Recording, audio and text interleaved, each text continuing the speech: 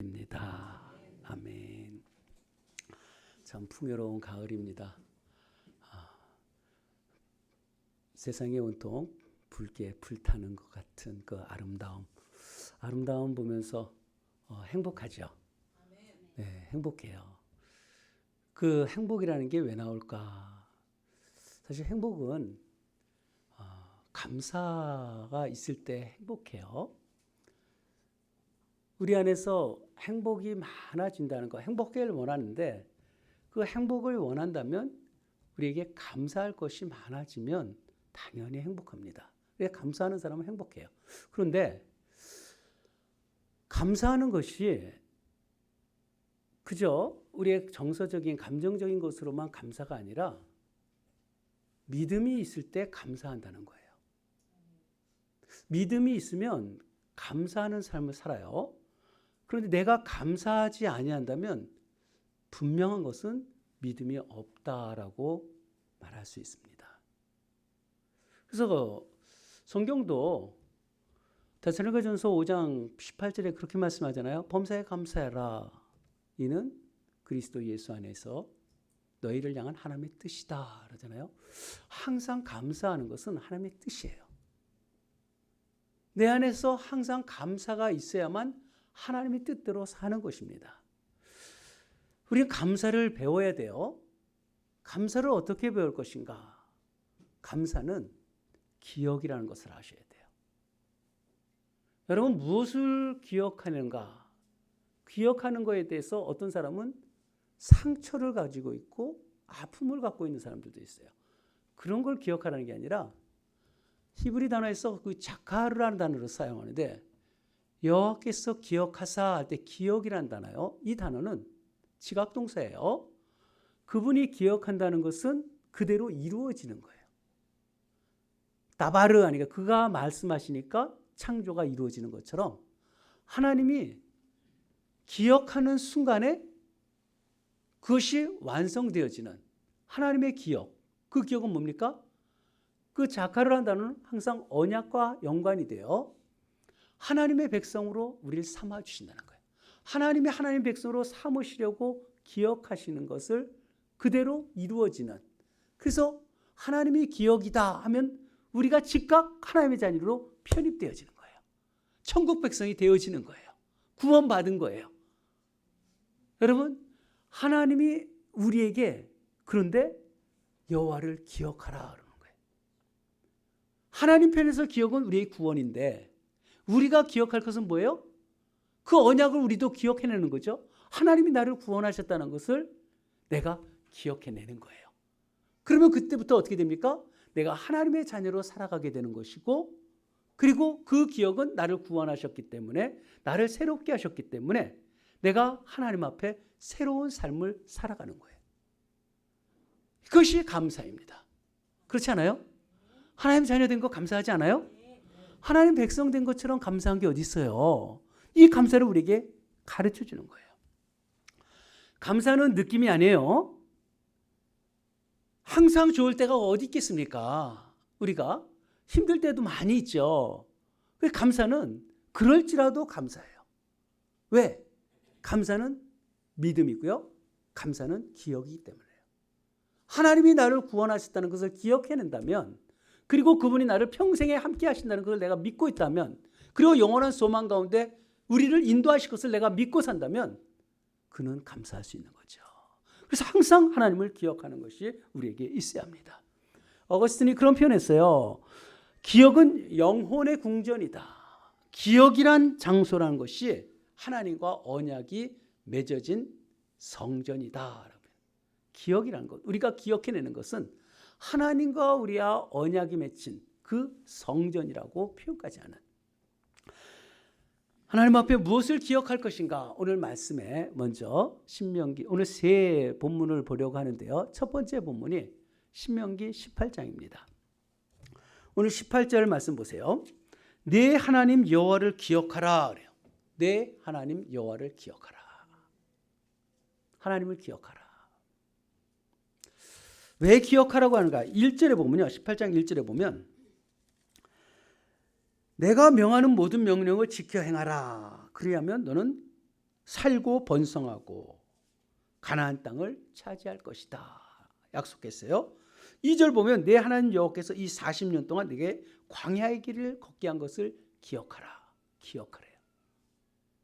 여러분 신명기 말씀은 두 번째 명령이라는 뜻이에요. 이 신이라는 것이 새 신자가 아니라 되돌릴 신자예요. 되돌릴 신. 그래서 다시 명령을 하다. 시내산에서 하나님이 명령하신 말씀들, 시내산 언약이라고 하잖아요. 이스라엘 백성들이 하나님의 백성을 어떻게 살아야 한다는 것을 시내산에서 십계명 말씀을 주셨잖아요. 그 말씀에 따라 살아야 될 것을 이야기했는데 그들이 죄를 지어서 40년 동안 광야 생활하다가 다 죽었죠.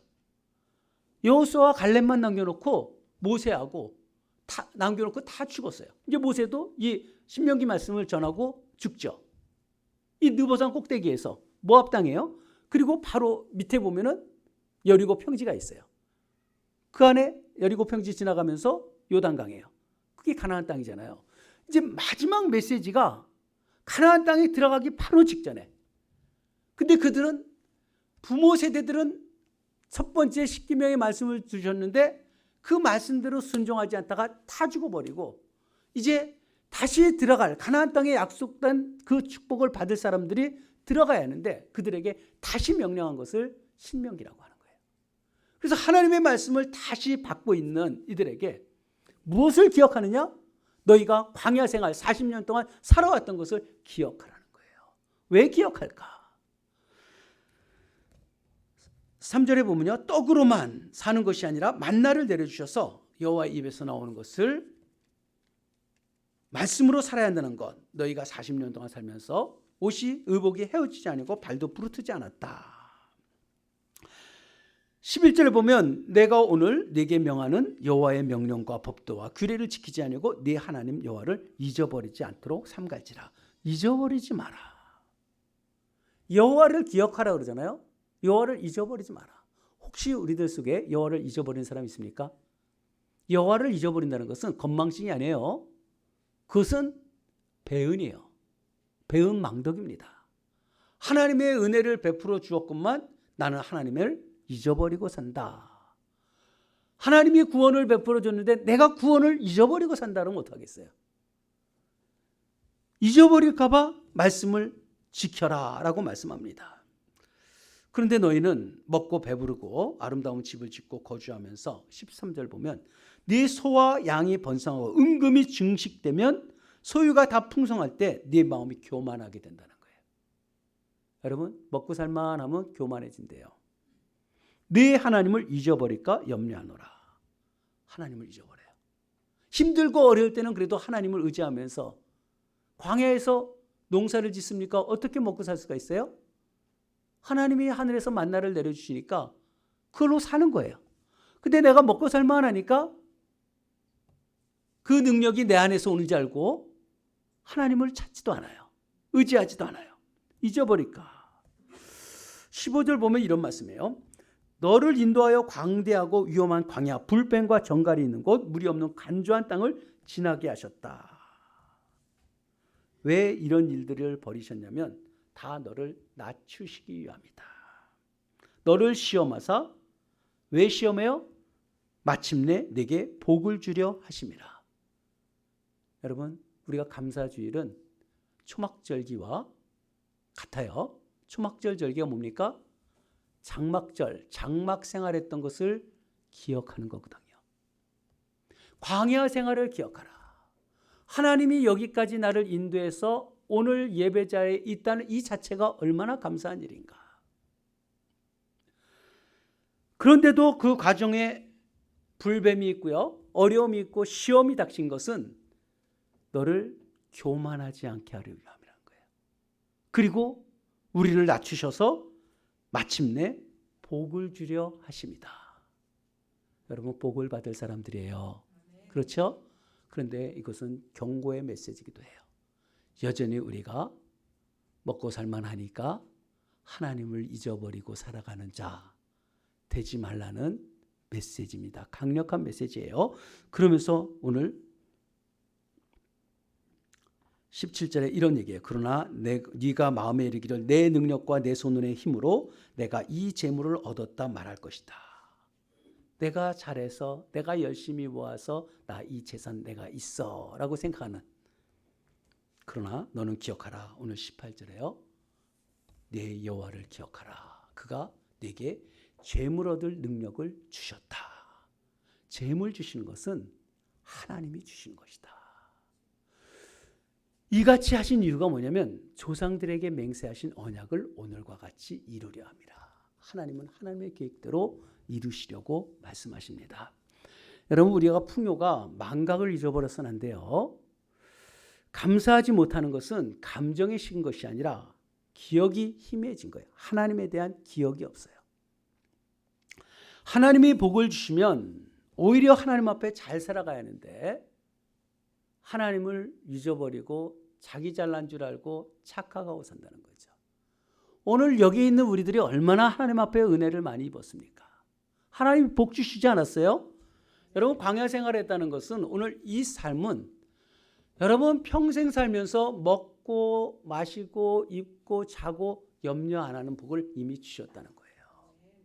일상의 복을 이미 우리에게 다 주셨어요. 믿습니까? 우리가 먹고 즐길 군복을 이미 다 주셨어요. 근데 내가 잘해서 내가 모아서 이런 생각하지 말고요. 하나님이 그치게 하면 그걸 어떻게 우리가 얻을 수 있겠습니까? 교만하지 마라. 내가 너 모든 것 책임져 준다. 너에게 재물 얻을 능력을 이미 다 주었다. 하나님 것이 다 우리께 되어질 수 있는 모든 복을 이미 다 주었다. 이건 일상의 복이에요. 우리 가정의 복이고요. 일터의 복이고요.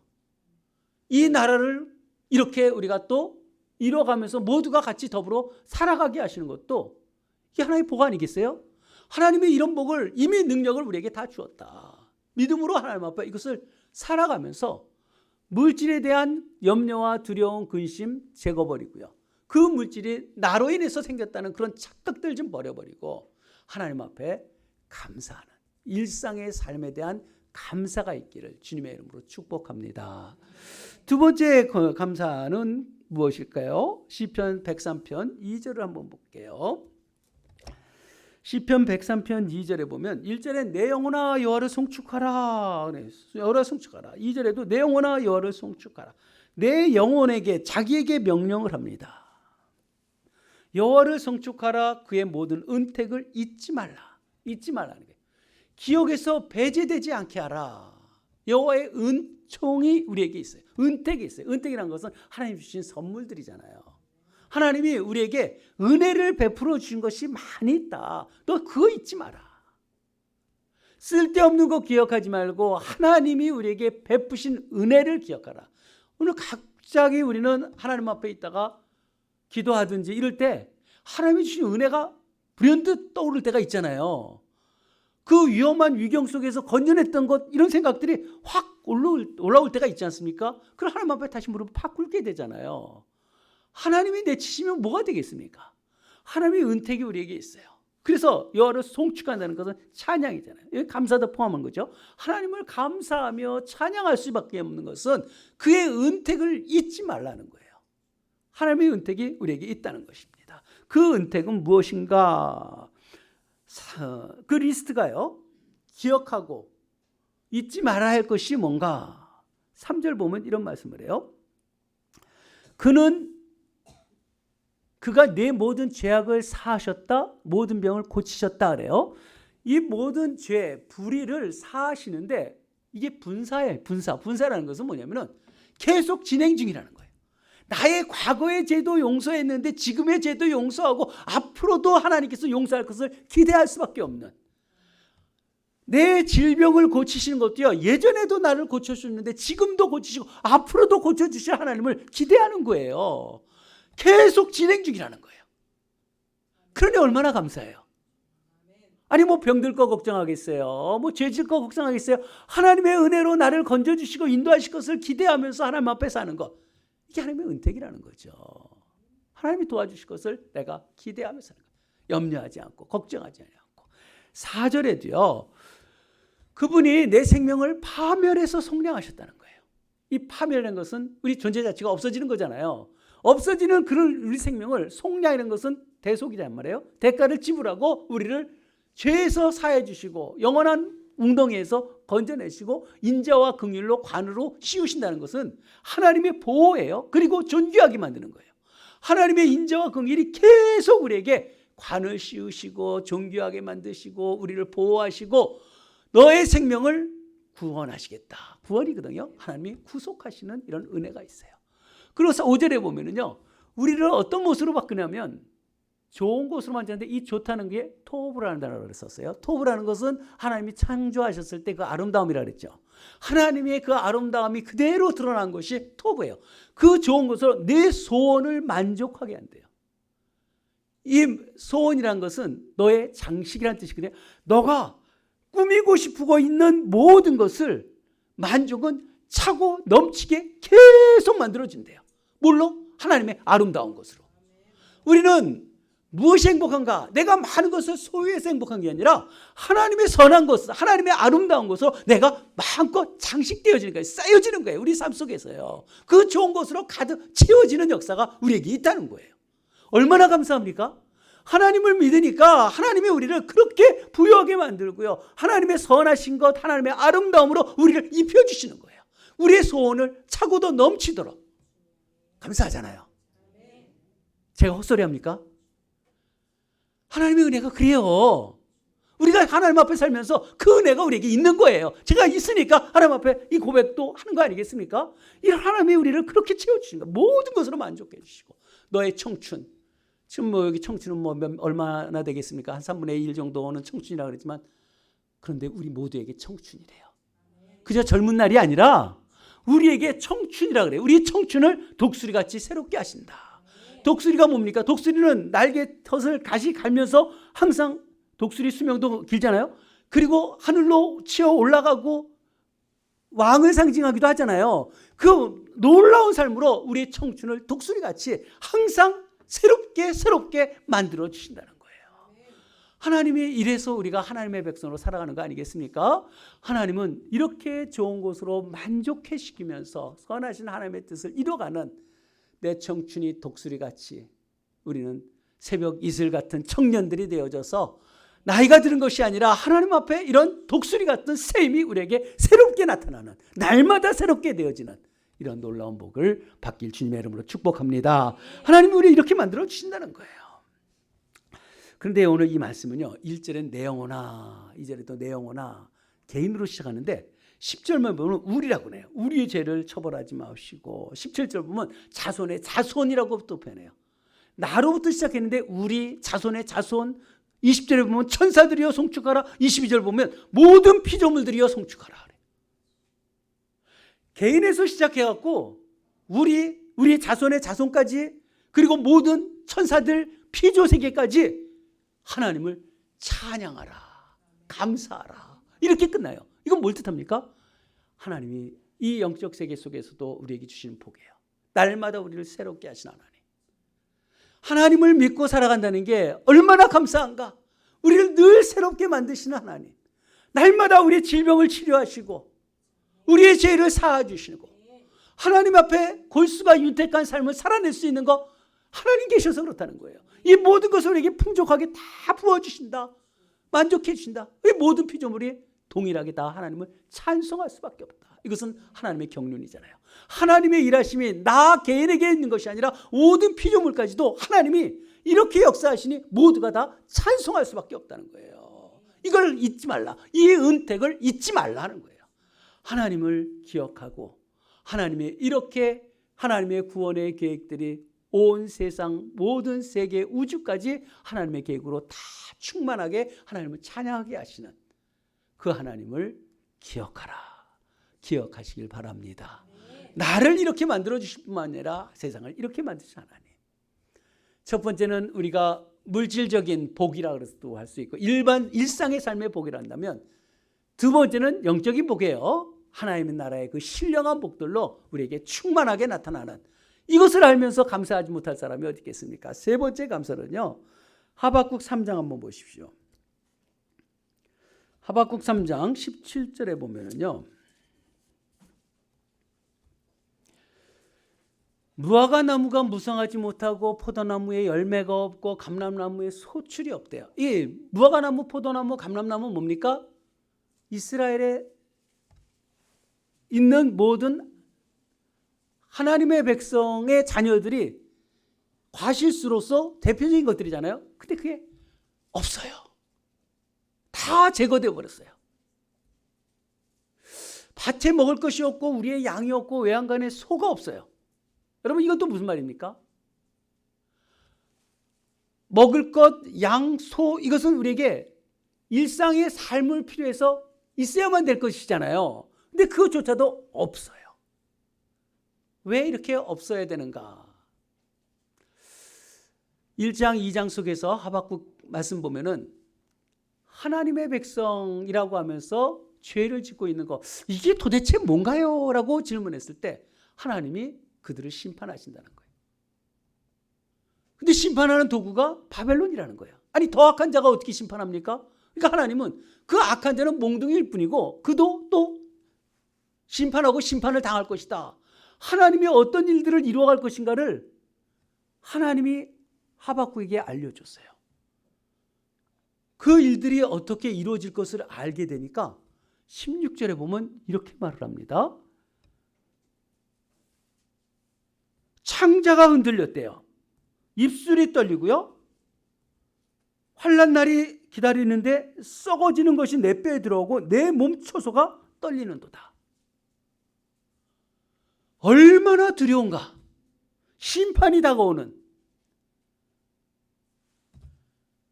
하나님의 진노가 임박한 그런 상황 속에서 창자가 입술이 부들부들 떨리고 뼈가 녹아나는 것 같고 썩어지는 것 같고 온몸이 사시나무처럼 덜덜덜 떨면서 17절을 고백한 거예요.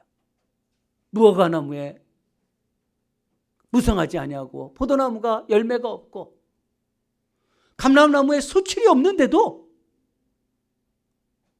밭에 먹을 것이 없어요. 우리의 양이 없어요. 외양간에 소가 없어요. 아무것도 없는 거예요. 앞으로 또 그렇게 될 것이고 그 모든 것을 제거하는데 18절 보면요, 완전히 다른 이야기 나와요. 나는 여호와로 말미암아 즐거워한다. 나의 구원의 하나님으로 말미암아 기뻐하리라. 여러분, 이게 가능한 말입니까? 이게 가능한 얘기예요? 아니, 온몸이 불안과 두려움에 완전히 쌓여 있는 가운데서 내가 먹고 살 것도 없고 아무것도 기대할 것이 아무것도 없는 그런 상황 속에서, 그런데도 내가 여호와 때문에 즐거워하고 구원의 하나님으로 기뻐한다라는 말이 도대체 나올 수 있는 말입니까? 이게 왜 그래요? 역설에 감사해요. 이런 고난과 고통이 있는데도 하나님의 말씀은 그대로 이루어진다는 것을 아는 거잖아요. 신뢰하는 거예요. 하나님을 신뢰하고 있는 거예요. 구원해 주실 것을 믿고 감사하는 거예요. 이게 바로 소망이란 거 아니겠습니까? 지금 삶은 너무 고통스럽고 힘들고 어려운 상황 속에 있는데도 하나님의 신실하심을 내가 믿고 있으니까 결국은 우리 안에 소망이 있는 거예요. 소망이 있으니까 그런 상황 속에서도 여호와로 인해서 기뻐하고 여호와로 인해서 즐거워하고. 18절 보십시오. 여호와는 나의 힘이 되어진다고 고백하지 않아. 하나님이 나의 힘이 되시는 거예요. 이런 상황 속에서. 여러분, 그러십니까? 나의 발을 사슴과 같이 만들어서요, 나를 높은 곳에서 다니게 하시는도다. 여러분, 이 말씀도 참 은혜가 돼요. 제 유대 광야 지역을 제가 가봤어요. 거기 가면 사슴들이 다니는데요, 산이 아주 가파르고요, 거기는 사람들은 다닐 수가 없는 지역이잖아요. 사슴들만 다녀요. 그 절벽 같은데 이 길들이 없어요. 무슨 길이 있어요? 그런 데를 이 사슴발로 이렇게 콕콕 찍으면서 균형을 잡으면서 그쪽으로 다녀요. 하나님이라면서 이런 마음이 들 때도 많아요. 하나님이 나를 사슴처럼 만들어서 높은 손에서 걷게 하시는 하나님의 돌보심, 하나님이 그렇게 살아갈 수 있도록 인도하심, 그 아무것도 없는 그런 상황 속에 놓여 있고요, 바랄 것을 기대할 것은 아무것도 없는 정말 그 두려움과 그런 급박한 상황 속에서도 내 영혼이 즐거워하고 기뻐하고 여호와는 나의 힘이라고 말할 수 있는 것은 그런 골짜기 꼭대기에 올라가서 사슴처럼 우리를 타니게 하신다는 거예요. 여러분, 어떠한 상황이 우리 속에 다가온지라도 우리는 믿음이 있길 바랍니다. 소망이 있길 바랍니다. 그 소망이 우리를 기쁘게 하는 거예요. 하나님 계신 게 얼마나 감사해요. 아무리 힘들고 어려워도 그 힘들고 끝나고 하나님 나라 간다는 게 얼마나 감사합니까? 소망이 있다는 게 얼마나 감사해요. 이것을 우리에게 가르쳐주고 있어요. 영원한 소망에 대한 감사. 현실을 부정하는 게 아니에요. 우리가 하나님을 믿어도요, 이런 삶 살아가요. 어려워요. 아무것도 가진 것이 없을 수도 있어요. 그런데 하나님 존재 자체만으로도 감사할 수 있고 힘이 난다는 것. 왜 이렇게 급변합니까? 현실을 부정하는 게 아니잖아요. 하나님 말씀을 기억하는 거예요. 말씀이 있기 때문에 우리는 하나님 앞에 감사할 수 있는 것입니다. 기억의 상실 시대, 어찌 보면요, 자꾸 우리가 기억을 잊어버리는데 여호와를 잊지 마시길 바랍니다. 여호와를 잊는 것은요, 배은혜, 배교예요. 배교. 하나님을 잊는 것은 은혜를 망각하는 것이고요. 여호와를 기억한다면 항상 감사해요. 나의 일상의 삶 속에 쓸데없는 것에 근심하고 고민하지 말고요. 하나님이 나에게 베푸신 것 생각해 보세요. 얼마나 감사합니까? 왜 다른 것에 마음이 있어서 힘들어하고 어렵게 인생을 살아갑니까? 하나님을 기억하네. 하나님을 기억하니까 일상의 삶에 모든 것이 감사해요. 또 영적인 하나님의 은혜가 은택이 우리에게 넘치도록 있다는 것 때문에 감사하고 계속 진행 중이라는 게 감사하고 염려할 게 없잖아요. 걱정할 게 없잖아요. 뭘 걱정합니까? 그리고 하나님은 그런 심각한 환난 가운데서도 여전히 소망이 있기 때문에 감사하고 이런 은혜가 어디 있어요? 모든 것이 다 감사하잖아요. 이미 우리는 감사 충분 조건이 이미 우리에게 이루어졌어요. 여러분들이 그리스도인이라면 참 하나님의 사람이라면 감사하지 않을 이유가 아무것도 없어요. 속지 말고요. 하나님이 주신 이 감사를 충만하게 기억하시길 바랍니다. 이 말씀 세 가지 본문을 기억하시면서 모든 복이 하나님이 우리에게 이미 다 주셨다는 것을, 분복이라는 것을 누리면서 사는, 쓸데없는 욕심, 불편한 감정, 악한 생각들, 타락함, 이런 모든 것은 다 벗어버리고 하나님의 은혜로 감사가 충만한 우리 성도님들, 참 그리스도인의 삶이 되어지기를 주님의 이름으로 축복합니다. 기도합시다.